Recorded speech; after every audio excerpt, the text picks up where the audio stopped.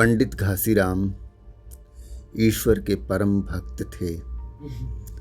नींद खुलते ही ईशोपासना में लग जाते। मुंह हाथ धोते धोते 8 बज जाते थे। तब असली पूजा शुरू होती थी, जिसका पहला भाग भांग की तैयारी। उसके बाद आधे घंटे तक चंदन रगड़ते और फिर आईने के सामने एक तिनके से माथे पर तिलक लगाते। चंदन की 2 रेखाओं के बीच में लाल रोरी की बिंदी होती थी। फिर छाती पर, बाहों पर चंदन की गोल गोल मुद्रिकाएं बनाते। फिर ठाकुर जी की मूर्ति निकालकर उसे नहलाते, चंदन लगाते, फूल चढ़ाते, आरती करते, घंटी बजाते।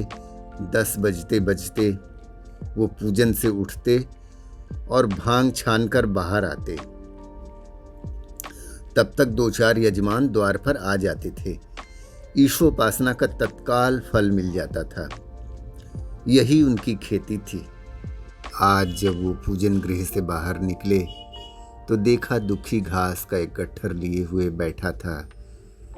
दुखी उन्हें देखते ही उठ खड़ा हुआ और उन्हें साष्टांग दंडवत करके हाथ बांधकर खड़ा हो गया।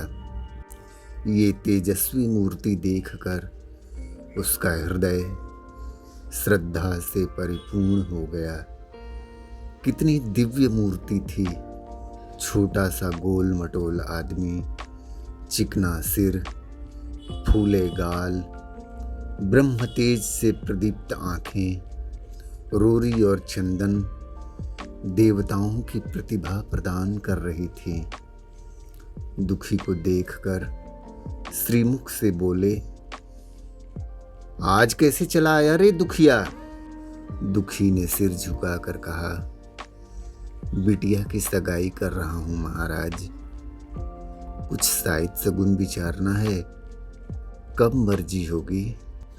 आज मुझे छुट्टी नहीं है। हाँ, सांझ तक आ जाऊंगा। नहीं महाराज, जल्दी मर्जी हो जाए। सब सामान ठीक करके आया हूं। ये घास कहाँ रख दूं? इसे गाय के सामने डाल दे और जरा झाड़ू लेकर द्वार साफ कर दे। ये बैठक भी कई दिन से लीपी नहीं गई, उसे भी गोबर से लीप दे। तब तक मैं भोजन कर लेता हूं, फिर जरा आराम करके चलूंगा। और हाँ, ये लकड़ी भी चीर देना। खलिहान में 4 खांची भूसा रखा है, उसे भी उठाकर भूसौली में डाल देना। दुखी फौरन हुक्म की तामील करने में लग गया। द्वार पर झाड़ू लगाई, बैठक को गोबर से लीपा। तब तक 12 बज गए। पंडित जी भोजन करने चले गए थे। दुखी ने सुबह से कुछ भी नहीं खाया था। उसे भी जोर से भूख लग रही थी, पर वहां खाने के लिए क्या धरा था? उसका घर यहां से मील भर था। वो खाने चला जाए तो पंडित जी बिगड़ जाएं। बेचारे ने भूख दबाई और लकड़ी फाड़ने लगा। लकड़ी की मोटी सी गांठ थी, जिस पर पहले कितने ही भक्तों ने अपना जोर आजमा लिया था। वो उसी दमखम के साथ लोहे से लोहा लेने के लिए तैयार था। दुखी घास छीलकर बाजार ले जाता था। लकड़ी चीरने का अभ्यास नहीं था उसे। घास उसके खुरपे के सामने सिर झुका देती थी। यहाँ कस कस कर कुल्हाड़ी का भरपूर हाथ लगाता था, पर उस गांठ पर निशान तक नहीं पड़ते थे। कुल्हाड़ी उचट जाती थी। पसीने में तर हांफता था, थक कर बैठ जाता था, फिर उठता था। हाथ उठाए नहीं उठते थे। पांव कांप रहे थे।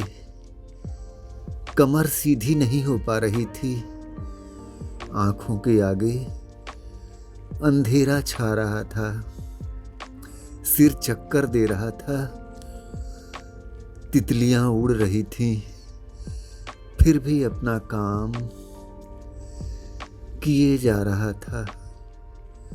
अगर एक चिलम तंबाकू पीने को मिल जाती तो शायद कुछ ताकत आ जाती।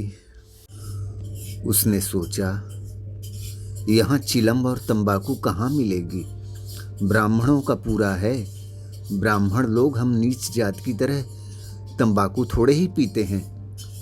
सहसा उसे याद आया कि गांव में एक गोंड भी रहता है, उसके यहाँ जरूर चिलम तंबाकू होगी। तुरंत उसके घर की तरफ दौड़ा।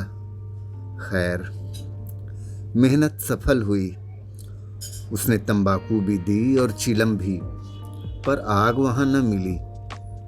दुखी ने कहा, आग की चिंता मत करो भाई, मैं जाता हूं।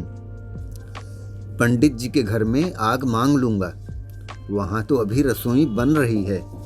ये कहता हुआ वो दोनों चीजें लेकर चला आया और पंडित जी के घर के बरामदे के द्वार पर खड़ा होकर बोला, मालिक, थोड़ा सा आग मिल जाए तो चिलम पी लें। पंडित जी भोजन कर रहे थे। पंडिताइन ने पूछा, ये कौन आदमी है, आग मांग रहा है? पंडित जी बोले, अरे वही ससुरा, दुखिया है। कहा था थोड़ी सी लकड़ी चीर दे, थोड़ी सी आग दे दो पंडित जी। पंडिताइन भौहें चढ़ाकर बोली, तुम्हें तो जैसे पोथी पत्रे के फेर में धर्म करम किसी बात की सुध ही नहीं रही। हरिजन हो, धोबी हो, पासी हो, मुंह उठाए घर में चले आते हैं।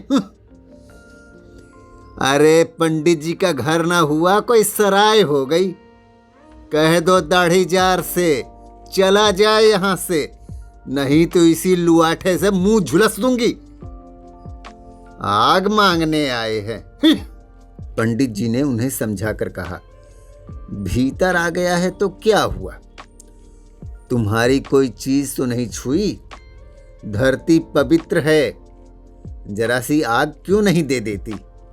काम तो हमारा ही कर रहा है ना, अपनी ही तो लकड़ी फाड़ रहा है। किसी और से कराते ना ये काम तो कम से कम 4 आने ले लेता वो।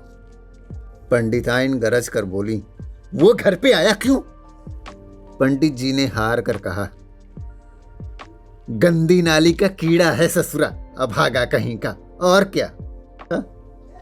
इस वक्त तो आग दिए देती हूं, लेकिन फिर कभी इस घर में आएगा ना तो उसका मुंह जला दूंगी।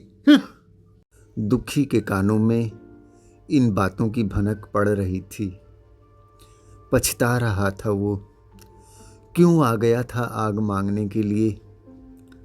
सच बात है, पंडित जी के घर में एक हरिजन कैसे आ सकता है? बड़े पवित्र होते हैं ये लोग, तभी तो पूरा संसार पूजता है इनको, तभी तो इतना मान देते हैं लोग इनको। कोई हरिजन और पासी तो है नहीं। इसी गांव में बूढ़ा हो गया, लेकिन मुझे इतनी भी अकल नहीं आई। इसलिए जब पंडिताइन आग लेकर निकली तो वो मानो स्वर्ग का वरदान पा गया हो। दोनों हाथ जोड़कर जमीन पर माथा टेकता हुआ बोला, माता, मुझसे बहुत बड़ी भूल हो गई कि मैं आपके घर में आ गया। हरिजन की ही तो अकल ठहरी, इतने मूर्ख न होते हम लोग तो क्यों लतियाए जाते। पंडिताइन चिमटे से आग पकड़कर लाई थी।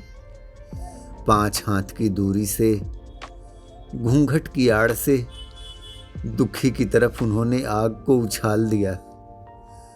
आग की एक बड़ी सी चिंगारी दुखी के सर पर गिर पड़ी। जल्दी से पीछे हटकर सिर को झटक दिया उसने मन ही मन कहा, ये एक पवित्र ब्राह्मण के घर को अपवित्र करने की सजा है। भगवान ने कितनी जल्दी फल दे दिया। इसीलिए तो संसार पंडितों से डरता है और सबके रुपए मारे जाते हैं। ब्राह्मण का रुपया कोई मार ले भला, घर भर का सत्यानाश हो जाएगा, पांव गल गल कर गिर जाएंगे। बाहर आकर उसने चिलम पी और कुल्हाड़ी लेकर जुट गया। खट खट की आवाजें आने लगी। उस पर आग पड़ गई तो पंडिताइन को उस पर कुछ दया आ गई। पंडित जी भोजन करके उठे तो बोली, इसको भी कुछ खाने को दे देते हैं, बेचारा कब से काम कर रहा है, भूखा होगा। पंडित जी ने इस प्रस्ताव को व्यवहारिक क्षेत्र से दूर समझकर पूछा, रोटियां हैं? पंडिताइन बोली, हाँ 2-4 बच जाएंगी। 2-4 रोटियों से क्या होगा इसका, हरिजन है, कम से कम शेर भर चढ़ा जाएगा। पंडिताइन कानों पर हाथ रखकर बोली, अरे बाप रे, शेर भर? तब तो मरने दो, अपने को क्या। पंडित जी अब शेर बनकर बोले, कुछ भूसी चोकर हो तो आटे में मिलाकर उसके लिए 2 लिट्टा ठोक दो, साले का पेट भर जाएगा। पतली रोटियों से इनका पेट नहीं भरता, इनको तो ज्वार का लिट्टा चाहिए, लिट्टा। पंडिताइन ने कहा, अब जाने भी दो, धूप में कौन रोटी बनाएगा उसके लिए, मरने दो हरामी को।